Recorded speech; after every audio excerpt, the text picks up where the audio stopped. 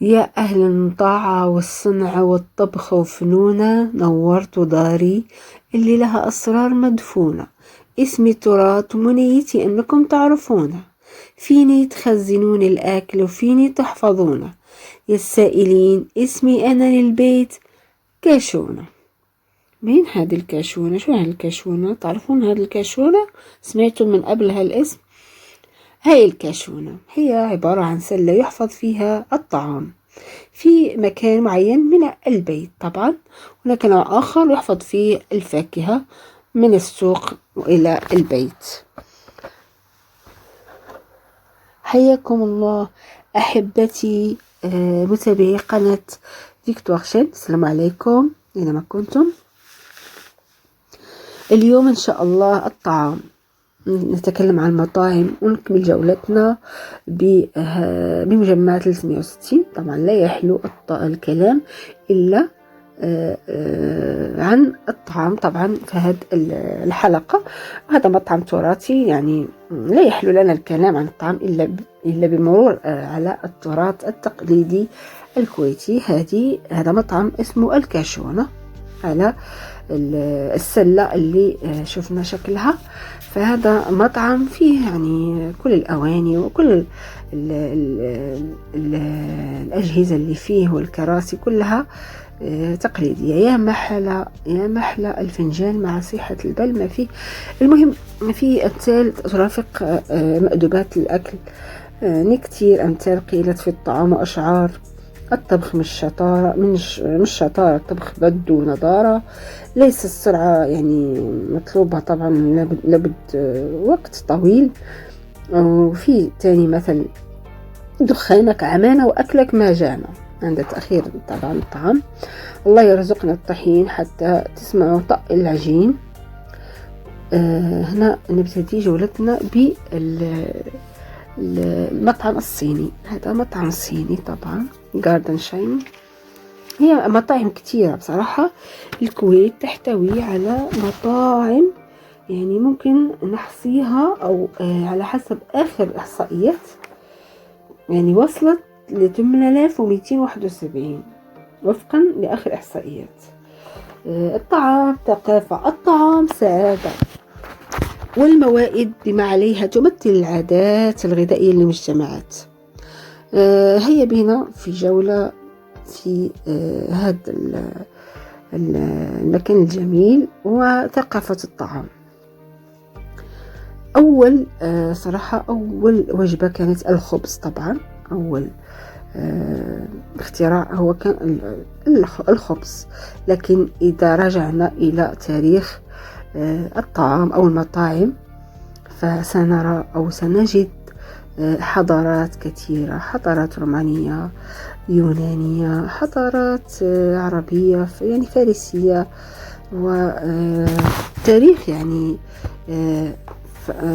يبين أو يوضح أن الطعام أو الأكلات السريعة ليست عصرية أو جديدة، بالعكس أنها تعود إلى زمن قديم.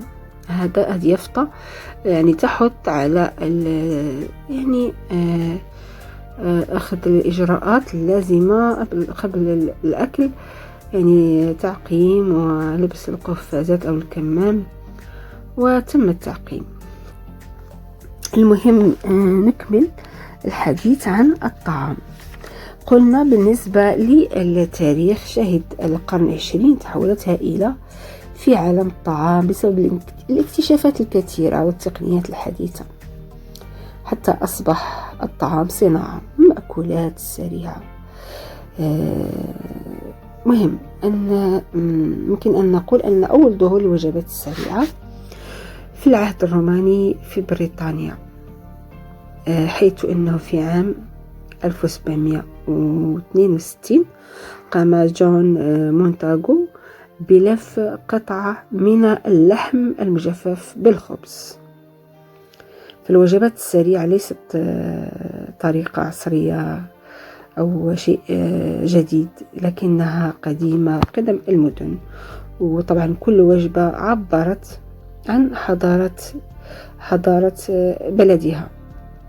مثلا كانت عند الرومان أكشاك تقدم الخبز والزيتون. وبرزت شوربة النودلز من عادات شرق آسيا، في حين انتشر الخبز المفرود والفلافل في الشرق الأوسط. واشتهرت إيطاليا بالبيتزا، والتي كانت في البداية عبارة عن وجبة سريعة تعدها الأمهات الإيطاليات لأطفالهن أو عائلتهم. وبعدها قام أحد الرجال الإيطاليين بفتح مطعم صغير لبيع البيتزا، لذلك انتشرت سريعا. فبالنسبة كما ترون هنا السلطات، هي كل هذه أكلات عالمية، يعني خفيفة ومميزة. طبعا هناك قطعة الخبز بداخلها قطعة من اللحم أو من الدجاج رفقة طبق الخضرة. بيتزا هارت وهامبورغر أشكال وألوان. طبعا سلامتكم هي أولوياتنا الأولى. طبعا هنا ممكن أن أقول شيء مهم بالنسبة للمطاعم الكويتية، عليها رقابة جد صارمة. أي مخالفة خلف المطعم. وبالنسبة على ذكر الفلافل أو الأطباق، هذه ماربل سلابش، هذه كريمري مختلفة ومتنوعة، فراولة، شوكولاتة، يعني صراحة فخمة.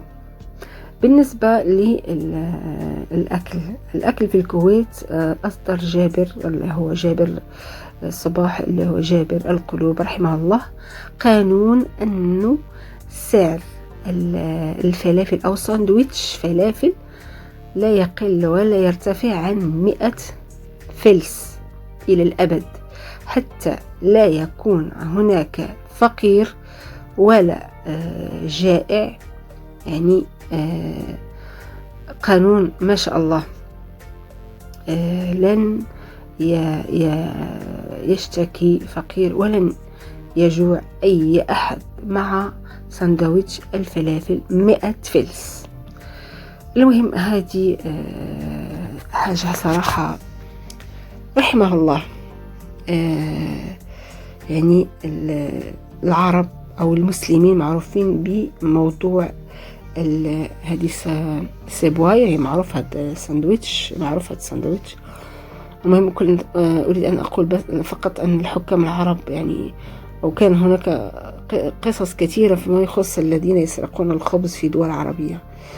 يعني لو كان العدل لما كانت السرقة في الدول العربية الإسلامية.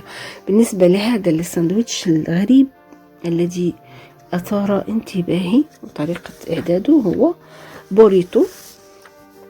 هو ساندويتش مكسيكي الأصل، يتكون من خضرة كما ترون، سلطة ومخللات،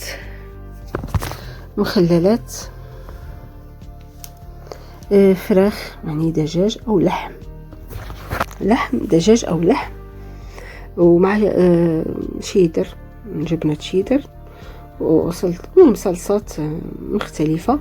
ممكن إدراج بصل أو طماطم على حسب الذوق. المهم هذا ساندويتش مميز كما ترون. الخبز الذي يلف هو ملون، أكيد أنه يتكون من عدة يعني مش ملونات لكن خضار أو شيء. أنا صراحة ليست لي معلومة عن هذا اللون من الخبز. المهم ننتقل إلى بالنسبة لاكتشاف مثلا ساندويتشات أو أطعمة سريعة مثل الهامبورغر، كان عام 1904. في عام 1920 جلب الجنود الأمريكان معظم البطاطا المقلية المعروفة بالفرنش فرايز من فرنسا. في الخمسينات اكتشف موموفوكو أندو النودل الياباني، وصار بعد قليل مطعم الياباني. في عام 1960 من هنا كنشوف تاكوس، كاساديا، بوريتو، سلطة، أنواع وهذه هي مطاعم معروفة مشهورة. المهم في الخمسينات اكتشف موفوكو اندو النودل الياباني. في عام 1960 بدأ العمل باستخدام مدفع الماء الخاص بتقطيع البطاطا. طبعا اخترع آنذاك واستخدم في مؤسسة ماكدونالدز لإنتاج ملايين الوجبات يوميا يعني حول العالم. هنا هذه صلصات مختلفة، وبالنسبة للمطاعم مثلا السوشي هو صيني أو ياباني، ظهر في جنوب شرق آسيا وانتقل إلى الصين. هنا صلصات مختلفة. طبعا هذا الأكل السريع أنا أتفق معه يعني إلى حد ما، يعني لا يمكن أن نتناوله بطريقة أو بشكل دائم أكيد. المهم نرجع إلى الهامبرجر، وقد نرى هنا مطاعم مختلفة لإعداد الهامبرجر أو أنواع من الهامبرجر. هو أصلا يعود إلى مدينة هامبورغر الألمانية، حيث أن الألمان كانوا يصنعون اللحم المفروم المدخن مع الخبز المفتت والبصل، يعني اشتهروا بهذا النوع من الأطباق، لذلك سمي بالهامبرجر. هنا مطعم ياباني، والمطعم الياباني أكيد مميز، هو مشهور يعني بالذرة، غالبا أن الأطباق فيها ذرة وأسماك. أنا صراحة تفاجأت بهذا المطعم، وفيه أطباق خفيفة أكيد ليست دسمة. ما يميز المطعم الياباني هو الذرة يعطي طعم مميز، ويغزو كل الأطباق اليابانية بالإضافة كما ترون إلى الأسماك، السلمون وأنواع أخرى. بالنسبة للمطعم الياباني صراحة أنا فوجئت يعني على الطريقة اليابانية بكل تفاصيلها. مع العلم هنا أثير فكرة رفقة هذا الطبق الراقي، يعني ذواق ما في غلاق، ذواق طبق كما على أقوال المغاربة ذواق. هذا مطعم إيراني، مطعم الفارسي المشهور بالأعشاب أو الأطباق الإيرانية بالبقدونس والكزبرة والثوم والحلبة والزعفران. أكثر شيء كل أطباقهم رائعة صراحة. الطعام الإيراني القديم يعني رمز للهوية، أو يعني رمز الطعم الرائع. هو تقليدي لذيذ، له مذاق خاص ولا يمكن أن تجد طعما مكررا فيه.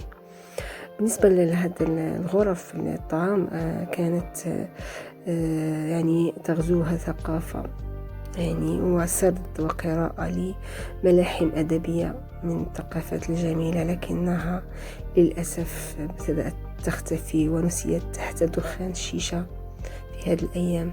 هذه بقية أنواع البرجر. وعلى ذكر المطابخ، يعني في التاريخ لم يكن هناك مطابخ في البيوت، فكان الناس تقريبا يعدون المواد لإعداد الطعام ويبعثون بها لمطاعم خارج البيت، ثم يتم إعدادها وإرسالها إلى البيوت. يعني كانت المطاعم حكرا في حضارات تاريخية، من ضمنها الرومانية كانت المطاعم حكرا أو مطابخ حكرا على البيوت الأثرياء.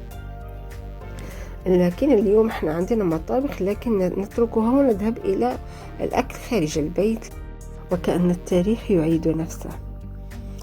طبعا الكل يفضل أكل المطاعم، مع أنه أكل البيت أحلى وآمن. إلى هنا تنتهي جولتنا أحبتي بمجمع 360، وأضرب لكم موعد مع فيديوهات قادمة بحول الله. إلى حين أتمنى لكم فرجة ممتعة ومفيدة، ولا تبخلوا علي بآرائكم وطلباتكم. دمتم في رعايته، إلى اللقاء، تحياتي.